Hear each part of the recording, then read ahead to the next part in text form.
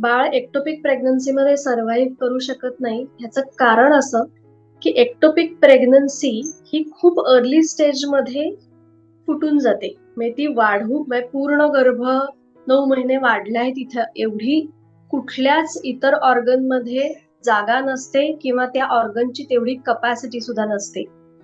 फक्त आणि फक्त नैसर्गिकरित्या गर्भाशय असं बनवलेलं आहे, की ज्यामध्ये ते स्नायू पूर्ण 9 महिने गर्भ धारण करू शकतो आणि पूर्ण वाढवू शकतो.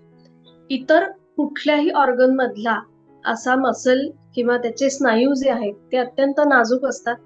त्यामुळे गर्भ तयार होणं, गर्भ वाढायला लागला की ते उदाहरणार्थ आता गर्भनलिकेमध्ये जर तो गर्भ वाढायला लागला तर वाढताना ती गर्भनलिका फुटून तिथे ब्लिडिंग सुरू होतं आणि इन दॅट केस ती एक सर्जिकल इमर्जन्सी होऊन जाते.